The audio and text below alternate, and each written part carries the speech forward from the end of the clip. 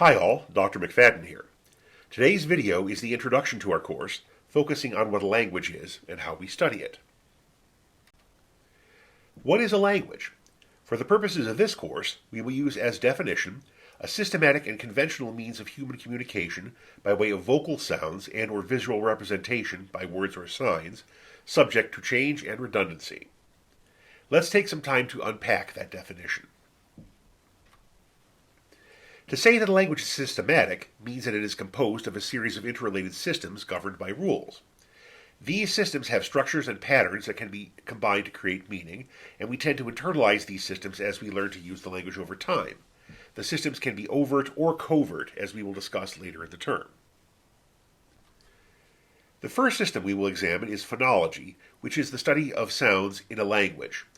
We should distinguish here between phonetics and phonemics.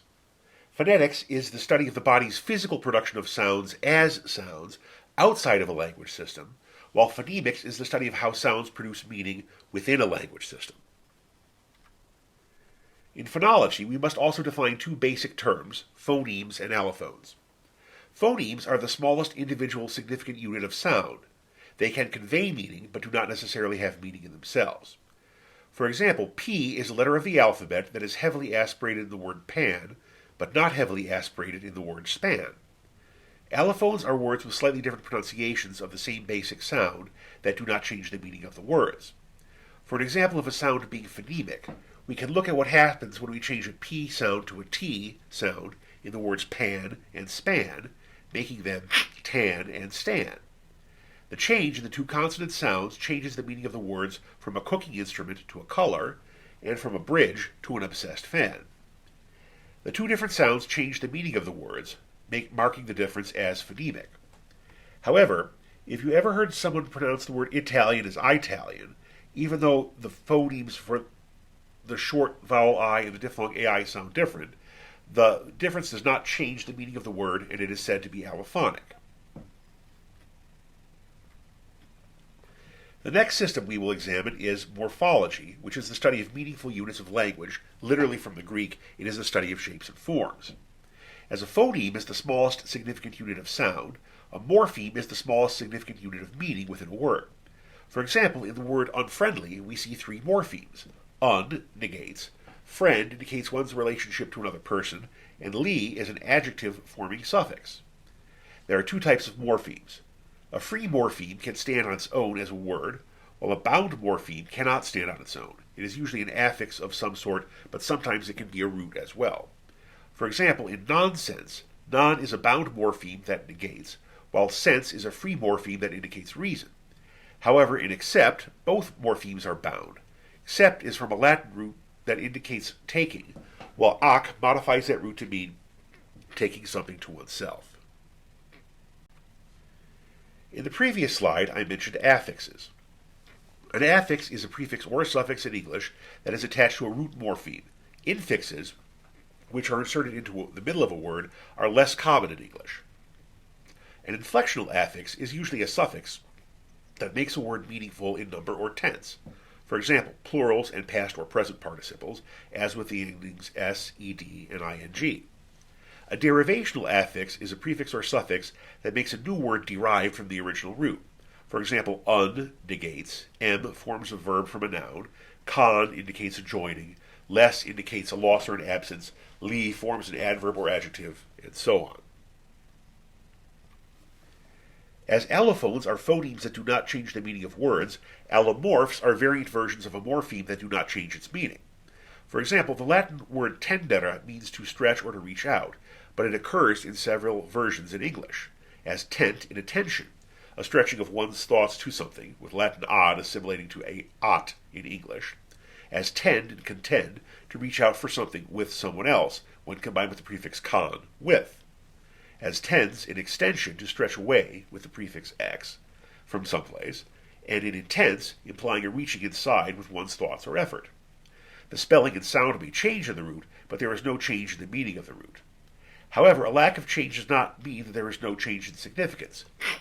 For example, sheep in the singular is identical to sheep in the plural, so there is need for context in the interpretation of such words. Morphemes can work in different ways. Lexical morphemes are usually nouns, adjectives, or verbs that add content to a sentence by referring to an object, describing an object, or telling what an object does. There is a correspondence between the word and the world outside a language system, as with man, woman, Jack, Jill, red, hot, car, run, apple, and others. A function morpheme shows how a word acts within the language system and interacts with other words in the sentence, as with conjunctions, pronouns, demonstratives, articles, and prepositions. Some examples are in, there, where, out, this, that, under, and similar words. Some words can function in either way depending on context. For example, to say John is in love has in combined with love to work somewhat like an adjective, describing a person's state, while the letter is in the box uses in to show the function of containment by the box, thereby working as a preposition. While the word lexicon is often used to mean a dictionary, in a technical sense, the lexicon of a language is the set of all its morphemes. Imagine a dictionary with words, as usual, but also with prefixes, suffixes, infixes, which, as noted above, are rare in English, and all bound in free morphemes, and you will have the lexicon of English. The lexicon is the part of the language most susceptible to external, non-linguistic changes, as with the importation of foreign words, neologisms, and the like. The next system to be discussed is syntax, which is the meaningful arrangement of words into phrases, clauses, and sentences. It can often mean word order when discussing English, but it is not limited to it. For example, the sentence, "the man threw the rock," does not mean the same thing as "the rock threw the man." The second is logically impossible unless we are discussing Dwayne "the Rock" Johnson, who has thrown many men in his career. In Old English, however, "Ddonastan werp se man," the stone as direct object through the man, is equal to "se man werp Ddonastan," the man threw the stone. Why? Present-day English relies on sentence position, while Old English depends on articles and inflections, as we will discuss later in the semester. The semantic system is the study of all meanings expressed by a language. The semantic range of a word is the number of different meanings that it can have. For example, cool can mean sophisticated or chilly. Bad can mean wicked, evil, unfortunate, but also admirable. And hot can mean high in temperature, popular, or attractive, depending on the context. Words can often change with respect to their semantics. Generalization means that a word takes on a looser meaning. For example, the Latin pecus means cattle, but the related Old English word feuch meant treasure or money, a sense left over in present-day English fee. The opposite of generalization is narrowing, in which a word gets more specific in meaning. For example, the word starve comes from Old English sterfan, which used to mean simply to die. Now the word means the more specific to die of hunger. Also, Old English sellan meant simply to give, but present-day English sell means, more specifically, to give in exchange for money. Another pair of semantic changes is amelioration, in which a word takes on a less negative meaning, and pejoration, in which a word takes on a more negative meaning.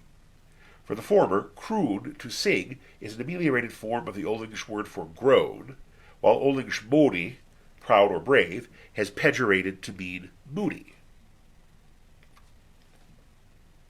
The next pair of semantic changes is strengthening and weakening. In strengthening, a word takes on a more intense connotation. The Old English stench was simply a smell, as in winsome stench, a pleasant odor. However, in present-day English, stench means an unpleasant smell. One would not say that perfume has a pleasant stench. In weakening, a word takes on a less intense connotation.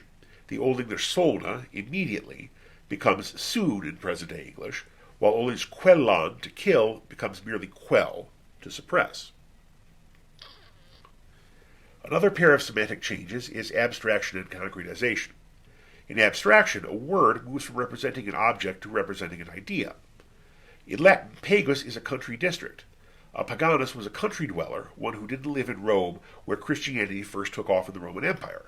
In present-day English, though, this has abstracted to the connotation of the word pagan as non-Christian, and is paralleled by Old English heathen, one who lives on the heath, that is, in the country. In concretization, a word moves from representing an abstract concept to a thing. For example, faith, hope, charity, felicity, and similar names refer to specific people, but they started out as abstract concepts of virtue. Note also that they are generally women's names. We will go on to discuss the connotation of the concrete to masculinity and the abstract to femininity later. Another type of semantic change is a shift in a word's denotation or connotation. Denotation shifts represent changes in the object or concept that a word represents. Old English clwyd, earth, soil, is related to the old present-day English word clod, but also to the very different term cloud. The French queue means tail, but when imported into British English, the word queue becomes a line of people. Connotation shifts are changes in the whole complex of meanings around a word.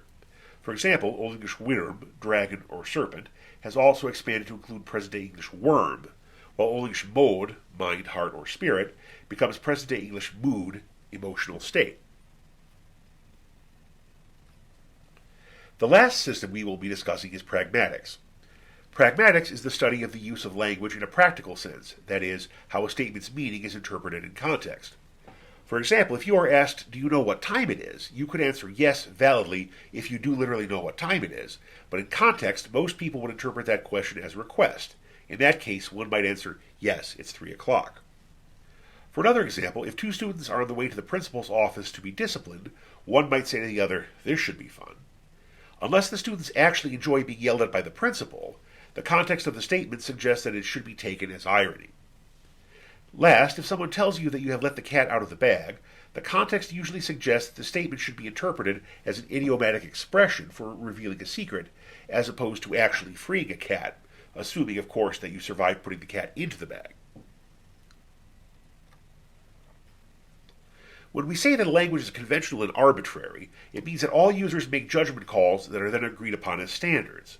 The conventional aspect of a language means that the users agree to certain basic grammatical, syntactical, and semantic rules. In German grammar, for example, it is okay to end a sentence with a preposition, but not in prescriptive English grammar. Also, the relationship between the words and ideas is arbitrary. Someone judges that a term is appropriate, and then the society must make an explicit or implicit agreement to do so, but this agreement differs from society to society. For example, the English agreed to use dog, but the Romans used canis, the French used chien, the Spanish used perro, and the Germans used hund to name the same animal. Redundancy is the use of multiple methods for a language to communicate the same thing. These can include one's tone of voice, facial expression, volume, sentence position, punctuation, repetition, body language, gestures, and other traits specific to a language. If there is one thing I hope you will take away from the class, it is that language is always changing. All languages gain, lose, or exchange things over time. We use the term condition change when some contextual or environmental factor has been identified as the agent of change, and unconditioned change when no specific factor can be identified as causing a particular change.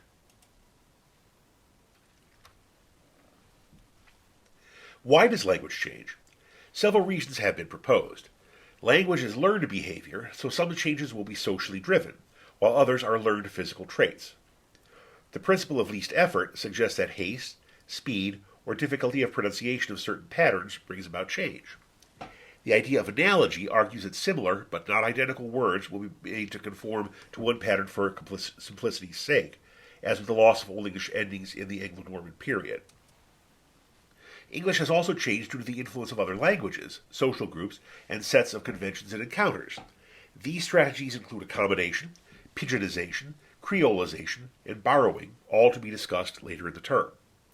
Also, changes in the technology of communication changed the convention of how language is used. A medieval scribe would not use the same abbreviations as a modern-day texter, but both would have conventions for abbreviations in their own context. This course is about the history of English, but we must be careful to distinguish how different historical factors play into the changes of English over time. A language's internal or inner history refers to changes in the language that arise due to linguistic factors. For example, in the King James Bible, Genesis chapter 2, verse 24 reads, "Therefore shall a man leave his father and his mother, and shall cleave unto his wife." Cleave here means cling to. However, when a bird sacrifice is described in Leviticus chapter 1, book 7, verse 17, "He shall cleave it with the wings thereof, but shall not divide it asunder, and the priest shall burn it upon the altar." The word cleave here means to cut apart. The Old English verbs kleophon, to cut, and klipon, to embrace, due to spelling changes and the influence of Grimm's law on the third person singular, end up looking identical by 1611. A language's external history, on the other hand, are changes in a language due to social or political factors, not linguistic ones. For example, the Norman conquest brought French influence to England and began to move Old English toward what would eventually become Middle English. Language always changes, but the specifics of that change can be hard to predict. We have texts and sound documents to study the past, and sometimes we can use observation of those patterns to guess where things are going in the language, but there are no guarantees about how the language will look in the future. Although language is always changing, there are certain impediments to language change, most notably the written word. Writing tends to change slowly, as educated cultural elites tend to define it, and major changes to the graphic system would necessitate major changes in education, publishing, technology, and other fields, making a consciously defined change impractical all at once.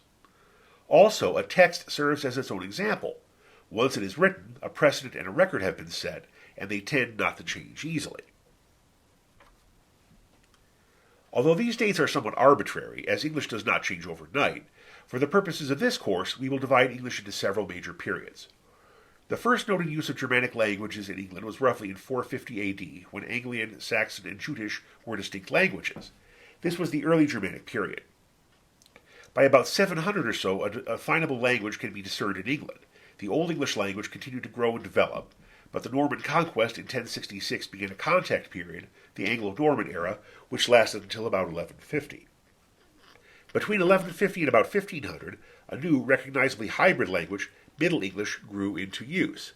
Its changes continued between 1500 and 1700, often referred to as the Renaissance in literary studies, but early modern English in language study. From roughly 1700 to the present is the modern English period, with the most recent form being present-day English. How do we study past English? Since recording devices are relatively recent, we must use written texts, but in early periods, there are often not many of them. Also, modern texts and editions use language that has been interpreted by the writer or the editor. We need extra linguistic knowledge, such as discussions of class, education, history, etc. of the period, to see what results from interpretation and what is a true language feature. Many early texts are translated, especially from Latin in the medieval period.